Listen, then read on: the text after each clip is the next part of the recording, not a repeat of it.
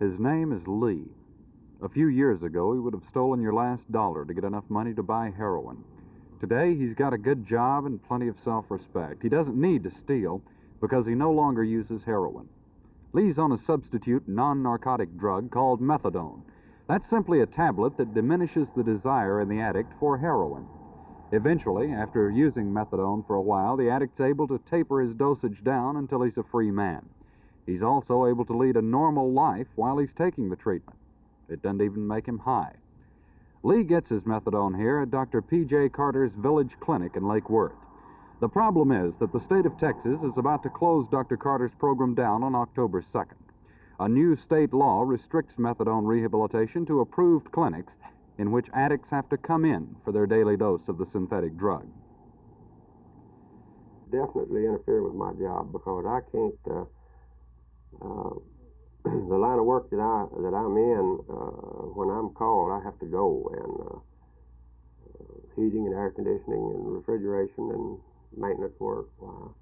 I do work for people who demand my presence at all times, you know, and if I leave, I have to figure up an excuse to leave every day to go get the required dose of methadone. Why, I'm afraid I just couldn't stay hooked up on the job very long. Now, since I've started taking methadone, I haven't lost a day's work at all, and I've enjoyed the work I've been doing because I knew I was going to get to do something with the money besides buy H with it. Dr. Carter gives his patients enough methadone to last for several weeks. The addicts I've talked with say they'll lose their jobs if they have to come into a clinic every day. They tell me they simply can't take the time off work to go get their daily dose. These men and women are very proud of their jobs. You see, they couldn't have held down steady work when they were on heroin.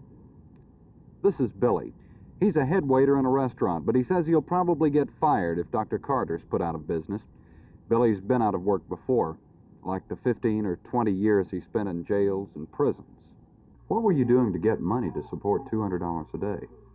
Passing checks, boosting, shortchanging, just stealing, riding every day in cars looking for something to steal off the docks, these docks, different docks in town, different stores. How much did you have to steal a day, approximate worth of it? You got to steal at least $100, $200 a day. Then after you do that, then you may buy some dope that's no good, and you got to go right back out then and go and steal something else. And it's constant, you live in fear of going to jail, constant going to jail, and then trying to keep enough money together to keep your habit. How did you feel with this monkey on your back? Did you ever just wish you were dead? I have tried it many times. When I first came to Dr. Carter, I've just gotten out of federal prison. And this has been my third time. And I came to him, and I was just despondent. I had just been gone to where I didn't want to go no more. And I came to him, and he helped me. Billy's like a lot of other addicts I've talked with. He's convinced that if he can no longer come to Village Clinic, he's going to wind up back on heroin and soon back in jail. Some of the doctor's 600 patients say they've been on methadone for over a year, and they've already cut down drastically on their doses. Several tell me that they should be off the stuff within a few months. But then they get depressed and sigh. But if Dr. Carter's going to close down, I guess I'll start on the hard stuff again. P.J. Carter has applied for a state permit to continue his methadone treatment program, but the state has so far denied his petition. Dr. Carter says that the clinics that have so far been approved can't even handle his patient load. As far as I can determine, there are not enough state methadone clinics. There will not be enough approved clinics to handle the load, mostly the load that I take care of, much less the load in Houston, which is taken care of by St. Joseph's Hospital or by Dr. Knight in Nederland, Texas, or Dr. Pate in San Antonio.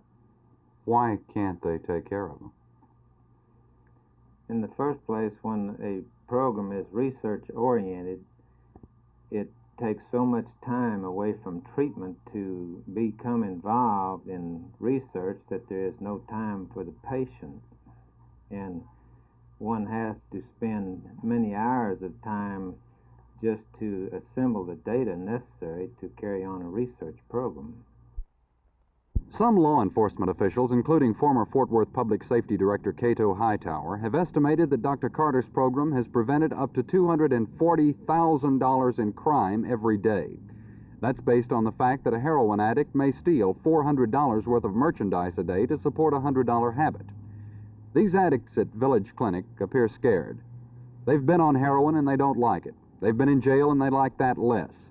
But some of them feel that if Dr. Carter doesn't get permission to continue his program, they'll be out robbing and stealing and possibly killing to get heroin money. Jay Lewis, Channel 8 News on the Move at Village Clinic.